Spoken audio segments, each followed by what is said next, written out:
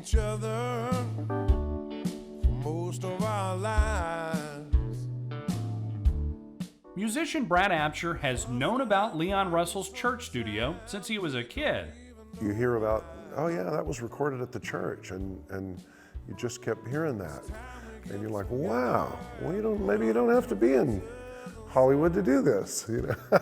In the early 80s, Brad and his band got a chance to record in this very sanctuary, a memory he'll never forget. We were visibly shaking. So many years later, he still gets excited. Brad was the first one to record in here since the church studio's revival. You feel special when you come in here, and when the red light comes on, it's like, boy, I gotta really, you want to do your best. It makes you, you raise your game. It was just the most wonderful feeling to have this place back, because it was in pretty rough shape there for a while. The studio changed hands over the years and eventually fell in disrepair, sitting vacant for decades, in desperate need of major renovations. I didn't have a set plan when I first bought the church studio, but after I did acquire it, it really took a life of its own. Owner Teresa Knox spent 5 years and a lot of money gutting, restoring, and putting this Tulsa treasure back together.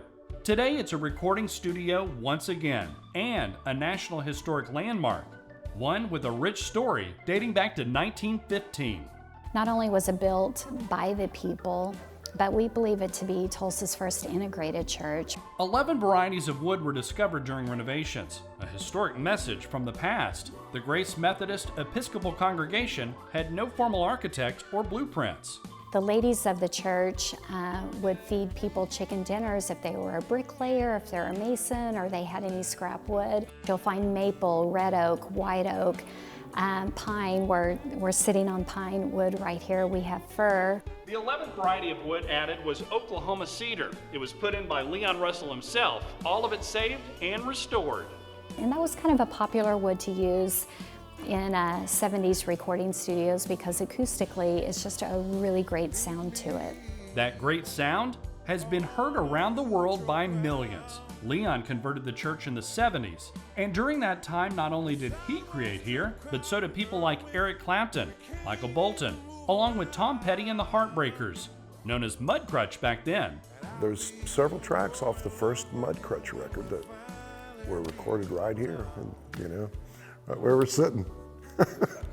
Willie Nelson has recorded here, of course Phoebe Snow, Tulsa's own Dwight Twilley. Even if they weren't recording, a lot of well-known musicians would come by to just hang out and jam. In fact, this is where Leon met his old drummer, Tulsan Gary Busey. And Gary is who introduced Leon Russell to Barbra Streisand during the filming of A Star Is Born, which Leon won several awards for that soundtrack. Directly underneath the floor of the sanctuary is where a 5,000-piece archive is stored in climate-controlled glass cases, all of it open to the public. We have everything from clothes and artifacts and music to Leon's canes. A new entry was added to the church, welcoming visitors and housing even more artifacts and art, including this portrait said to have been done by Leon himself. Not only can you sense his spirit here, you're surrounded by inspiration. After all, the building itself has always been for the soul, whether it be worship or music.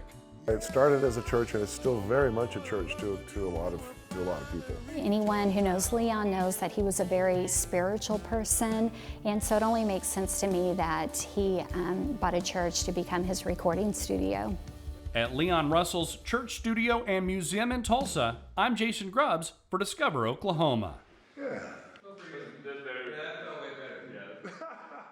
Here's how to find out more about this great Oklahoma destination. As always, travelok.com is your best one-stop shop for information about all Oklahoma has to offer. Please press like and subscribe and hit the bell for notifications.